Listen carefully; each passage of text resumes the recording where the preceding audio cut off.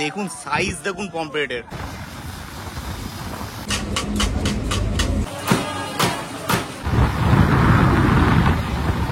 পশ্চিমবঙ্গের এমন একটি জায়গা যেখানে রয়েছে সাদা বালি সমুদ্র সৈকত, আর রয়েছে শান্ত, নির্জন, কোলাহলহীন এক পরিবেশ, যা আমাদের এই ব্যস্ততম একঘেয়েমি জীবনযাত্রাকে নিমেষেই ভুলিয়ে দিতে পারবে।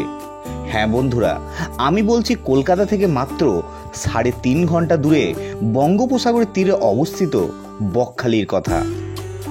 সপ্তাহান্তের ছুটিতে মাত্র 1 রাত্রি 2 দিনে আমার মতো আপনারাও খুব সহজে এবং খুব কম খরচে এখানে ঘুরে আসতে পারেন। তাই এই ভিডিওর মাধ্যমে আমি আপনাদের জানাবো আপনারা কিভাবে এখানে আসবেন, কোন হোটেলে থাকবেন, কোথায় সুস্বাদু বাঙালি খাওয়া দাওয়া পাবেন, বকখালিতে কোন কোন জায়গা ঘুরে দেখবেন, এই সমস্ত কিছু তথ্য জানাবো এই ভিডিওর মাধ্যমে। ভিডিওটি যদি ভালো লাগে এবং ইনফরমেটিভ মনে হয় অবশ্যই কমেন্ট করে জানাবেন, আর একটি লাইক করে দিতে ভুলবেন না। আর আমার চ্যানেলে আপনি যদি প্রথমবার হয়ে থাকেন তাহলে অবশ্যই চ্যানেলটিকে সাবস্ক্রাইব করে নেবেন। তো বন্ধুরা চলুন এবার যাওয়া যাক ভিডিওর আসল পর্বে। ভারতের পশ্চিমবঙ্গ রাজ্যের দক্ষিণ 24 পরগনা জেলায় বঙ্গোপসাগরের তীরে অবস্থিত একটি গ্রাম হলো বকখালি। তো প্রথমেই বলি কিভাবে যাবেন বকখালি। কলকাতা থেকে রেলপথে অথবা সড়ক পথে খুব সহজেই আপনি বকখালি পৌঁছতে পারেন। যদি সড়ক পথে যান তাহলে কলকাতার ধর্মতলা থেকে প্রচুর সরকারি বা বেসরকারি বাস পেয়ে যাবেন। বকখালি যাওয়ার জন্য সরকারি বাসের ভাড়া মাথাপিছু 110 টাকা এবং বেসরকারি বাসের ভাড়া 150 টাকা। আর কলকাতা থেকে বকখালি পর্যন্ত বাসের সময় লাগে 4.5 থেকে 5 ঘন্টার মতো। তবে সব থেকে সুবিধাজনক মাধ্যম হলো রেলপথ। রেলপথে খরচও কম এবং জার্নিটাও হয় আরামদায়ক। তাই আমি বকখালি গিয়েছিলাম রেলপথে। দিনটি ছিল 14 জুলাই। সকাল সকাল পৌঁছে যায় শিয়ালদহ স্টেশনে। তারপর শিয়ালদহের সাউথ সেকশন থেকে সকাল 5টা 20 নামখানা লোকাল ধরে রওনা দিই নামখানা স্টেশনের উদ্দেশ্যে। শিয়ালদহ থেকে নামখানা ট্রেনের ভাড়া মাত্র 25 টাকা। দূরত্ব 108 কিলোমিটার। সময় লাগবে 3 ঘন্টার মতো।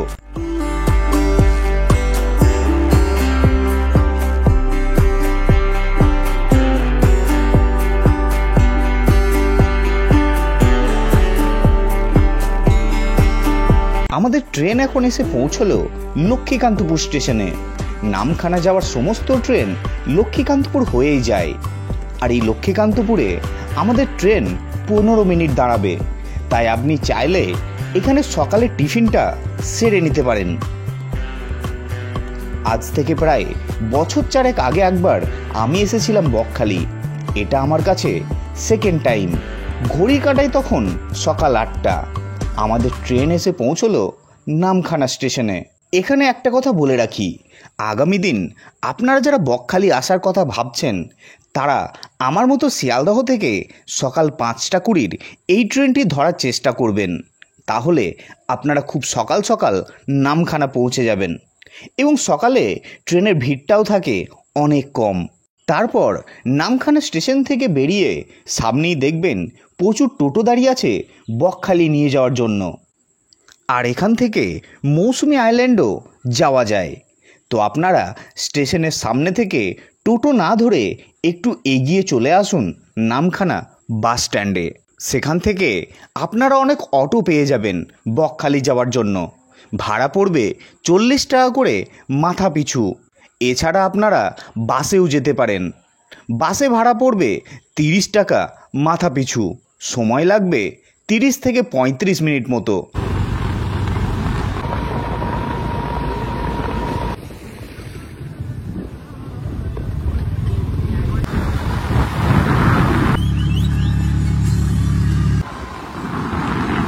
ঘড়িতে সময় তখন প্রায় 9টা। এসে পৌঁছলাম বকখালি বাস স্ট্যান্ডে। এই বাস স্ট্যান্ডের পাশেই আছে অনেক হোটেল। এখানে আপনারা টিফিন করতে পারেন। আমি চলে গেলাম বকখালি বাস স্ট্যান্ডের পাশেই অবস্থিত বনশ্রী হোটেলে। দেখলাম গরম গরম পেটাই পরোটা তৈরি হচ্ছে। 30 টাকা দিয়ে 150 গ্রাম পেটাই পরোটা খেয়ে নিলাম। খাবারের মান ছিল বেশ ভালো। তারপর চলে এলাম হোটেলে। বকখালিতে বেশিরভাগ হোটেলের চেকিং টাইম সকাল 10টা, তাই শিয়ালদহ থেকে সকাল 5টা 20 ট্রেনটি আপনার জন্য সবথেকে বেস্ট অপশন হবে। বকখালি বাস স্ট্যান্ডের আশেপাশে আপনি পেয়ে যাবেন প্রচুর হোটেল বা গেস্ট হাউস। সেগুলোর ভাড়া নর্মাল দিনে 400 থেকে 500 টাকা নন এসি, এবং এসি রুমের ভাড়া 700 থেকে 800 টাকা। শনি ও রবিবার ছুটির দিনে ভাড়া একটু বেশি হয়ে থাকে। এরকম কিছু হোটেলের নাম ও ফোন নাম্বার দেওয়া রইল আপনার স্ক্রিনে। আর বকখালি এসে আমি যে হোটেলে উঠেছিলাম সেটি হলো হোটেল অরিজিৎ। তো বকখালিতে কিন্তু সুন্দর একটা বাজেট হোটেল, আমরা এখন চলে এসেছি হোটেল অরিজিৎ। ঠিক আছে, তো চলুন এবার রিসেপশনে যাই। রিসেপশনে গিয়ে এই হোটেলের রুমগুলির কি রেট আছে, এসি নন এসি সবকিছু আপনাদের জানাই। তো এই হচ্ছে রিসেপশনে দাদা আছে। দাদা নামটা বলবেন? আমার নাম হচ্ছে হারু, ডাক নাম হারু। হারু, আচ্ছা আচ্ছা। দাদা বলুন যে এখানে আপনার টোটাল কতগুলো রুম আছে? আমার টোটাল আছে 18খানা রুম। 18খানা রুম। এখানে এসি নন এসি সবই তো আছে? সবই আছে। আচ্ছা, এখন মানে বকখালিতে এসি রুমের ভাড়া কি চলছে আপনার? এখন আমাদের এসি রুমের ভাড়া চলছে সিজন অনুযায়ী রেট আমাদের হয়। সোম থেকে সোম, মঙ্গল, বুধ, বৃহস্পতি এটা আমাদের একটা অফ সিজন, মানে আমাদের অফ সিজন। আর উইকেন্ডে মানে শুক্র, শনি, রোববারটা ওটা আমাদের আলাদা রেট হবে। আচ্ছা, যেমন সোমবারে আপনি এসি পেয়ে যাবেন সোম থেকে বৃহস্পতি পর্যন্ত 750। আচ্ছা, 750 টাকায় এসি, 750 মধ্যে আপনি এসি পেয়ে যাবেন। আচ্ছা, আর শুক্র, শনি, রবি ওটা আপনার 950 টাকা হয়ে যায়। আচ্ছা ঠিক আছে, চলুন একটু এসি রুম আমাকে একটু দেখিয়ে দিন। দেখতে পাচ্ছেন এখানে নাম্বার দেওয়া আছে, তো নাম্বার আমি স্ক্রিনের মধ্যেও দিয়ে দিলাম এবং ডেসক্রিপশনেও দিয়ে দিলাম। আপনারা কিন্তু বকখালি এলে এই নাম্বারে ফোন করে কিন্তু আপনারা হোটেলের যোগাযোগ করে নিতে পারবেন। এখানে কিন্তু খুবই স্বল্প মূল্যে কিন্তু আপনারা রুম পেয়ে যাবেন। আচ্ছা, আর নন এসি রুমের কি ভাড়া চলছে? Non AC 450।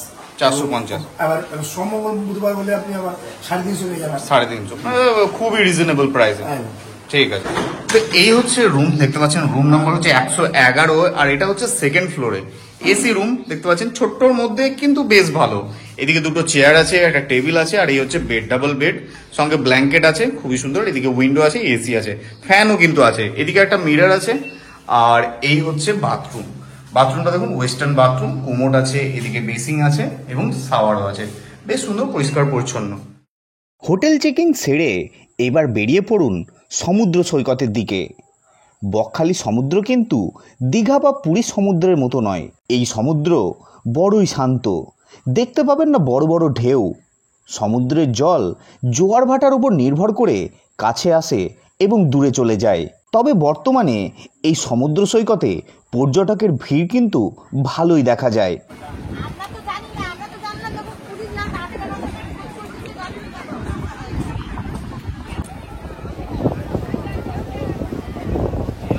তারপর বেশ কিছুটা সময় সমুদ্র সৈকতের ধারে কাটিয়ে এবং সমুদ্রে স্নান সেরে ফিরে চলে আসুন হোটেলে।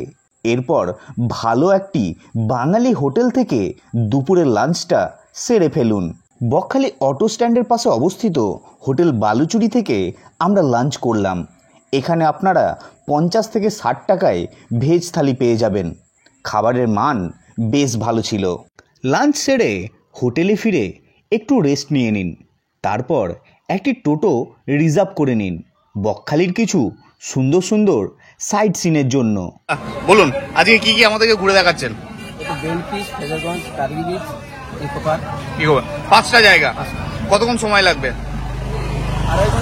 2.5 ঘন্টা সময় লাগবে। কি ভাড়া পড়ছে? 500 টাকা। এটা কি মানে পার পার্সন না পুরো টোটোর? আচ্ছা, তোমার নাম্বারটা একটু বলে দাও। 8967 46 নাম্বার আমি স্ক্রিনের মধ্যে দিয়ে দিলাম এবং ডেসক্রিপশনে থাকলো। আপনারা কিন্তু বকখালি ঘুরতে এলে এই দাদার সঙ্গে কন্ট্যাক্ট করবেন। দাদার নামটা একবার বলবেন। মুন্না বললেই সবাই চেনে, তাই তো? চলুন। টোটো চালক প্রথমেই আমাদের নিয়ে গেল বকখালির খুব সুন্দর একটি সমুদ্র সৈকতে, যেটি হলো হেনরি আইল্যান্ড। সুন্দর এজন্যই এখানে আছে গভীর ম্যানগ্রোভের জঙ্গল এবং সেই জঙ্গল পার করে পৌঁছতে হয় সমুদ্র সৈকতে। এই বিচটা এতটাই নির্জন যে এখানে আপনার গা ছমছমিয়ে উঠবে। এটি কাপলদের জন্য ঘোরা বা ফটো তোলার সব থেকে আদর্শ জায়গা।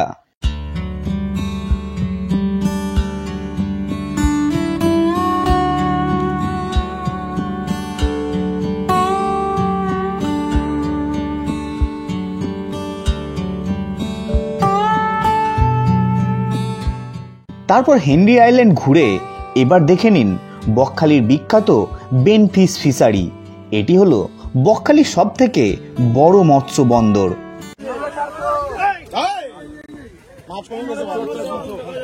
এই বকখালির বেন ফিশ হচ্ছে একটা মাছের বাজার, মানে এখান থেকে মাছ ধরা হয় এবং সঙ্গে সঙ্গে দেখতে পাচ্ছেন বিক্রি হয়ে যাচ্ছে, একদম নিলামে বিক্রি হচ্ছে। এই যে মাছগুলো যাচ্ছে এগুলো সঙ্গে সঙ্গে কিন্তু ডাক দেওয়া হচ্ছে, 200 250 যে যত বেশি হচ্ছে তারপর কিন্তু সেটা সঙ্গে সঙ্গে বিক্রি হয়ে যাচ্ছে।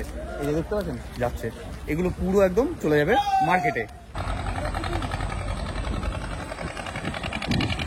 এই যে দেখতে পাচ্ছ এখানে কিন্তু মাছ পুরো বাছাইয়ের কাজ চলছে, জালে করে কিন্তু মাছ ধরা হয়েছে এবং এখানে বিভিন্ন মাছ যেগুলো সব মিক্স হয়ে আছে সেগুলো কিন্তু একটা একটা করে আলাদা করা হচ্ছে। দেখুন চিংড়ি মাছ আছে, এদিকে লোটে মাছ আছে, আরো বিভিন্ন রকমের মাছ আছে।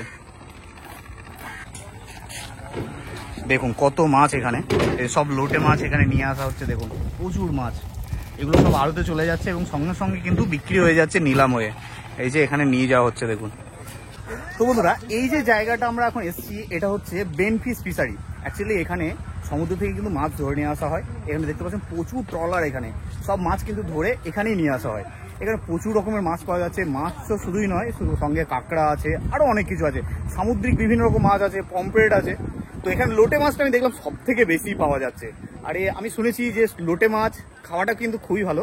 অ্যাকচুয়ালি চোখের পক্ষে এই লোটে মাছ কিন্তু খুবই ভালো জিনিস।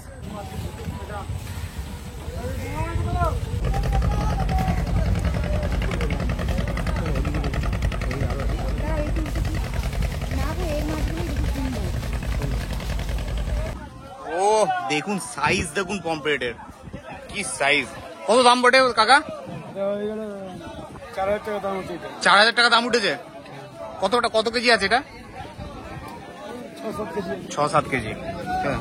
দারুণ সাইজ, দারুণ সাইজ।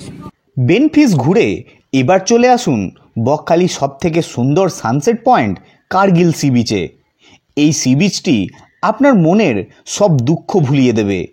জায়গাটি যেমন সুন্দর ঠিক তেমনই পরিষ্কার পরিচ্ছন্ন। এই কার্গিল সি বিচ থেকে আপনারা দিনের শেষ আলোকে উপভোগ করতে পারবেন।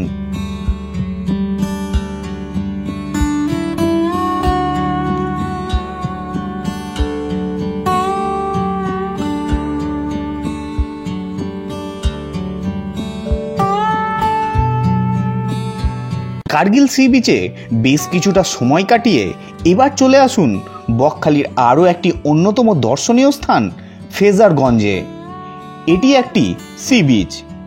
এটি হচ্ছে আমাদের পশ্চিমবঙ্গের শেষ স্থলভূমি।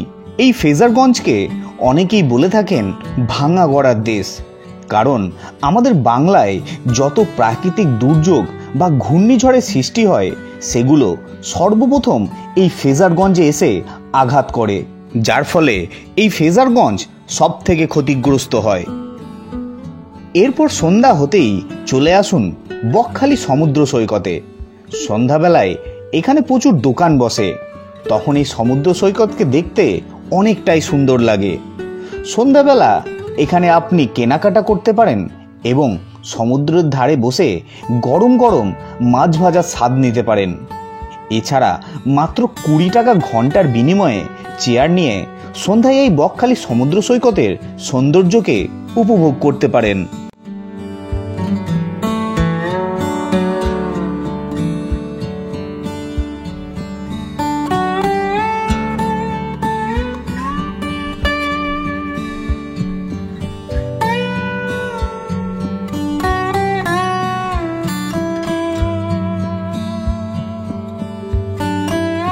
তারপর একটু রাত হলেই ফিরে চলে আসুন হোটেলে এবং হোটেলে ফেরার পথে ডিনারটা সেরে ফেলুন। তারপর ডিনার সেরে হোটেলে ফিরে একটা লম্বা ঘুম দিয়ে পরের দিন সকালে একবার ঘুরে আসুন সমুদ্র সৈকত থেকে। সকালে ঠান্ডা হাওয়া আপনার মনকে চাঙ্গা করে তুলবে। তারপর হোটেলে ফিরে ব্যাগপত্র গুছিয়ে চলে আসুন বকখালি বাস স্ট্যান্ডে এবং সকালে টিফিনটা সেরে ফেলুন। টিফিন সেরে কলকাতাগামী সরকারি অথবা বেসরকারি বাস ধরে রওনা দিন বাড়ি ফেরার পথে। এছাড়া আপনারা অটো, টোটো বা বাসে করে চলে আসুন নামখানা স্টেশনে। সেখান থেকে সকাল 10:30 অথবা 11:30 শিয়ালদহগামী ট্রেন ধরে রওনা দিন বাড়ির উদ্দেশ্যে। তো বন্ধুরা, এই ছিল 1 রাত্রি 2 দিনের সবথেকে কম খরচে বকখালি ভ্রমণ। কেমন লাগলো ভিডিওটি অবশ্যই জানাবেন। ভালো লাগলে একটি লাইক করে দেবেন। আর যদি চ্যানেলে নতুন হয়ে থাকেন অবশ্যই চ্যানেলটিকে সাবস্ক্রাইব করে নেবেন। ফিরবো খুব তাড়াতাড়ি নতুন ভিডিও নিয়ে। আজকের মতো এখানেই শেষ করছি। ধন্যবাদ।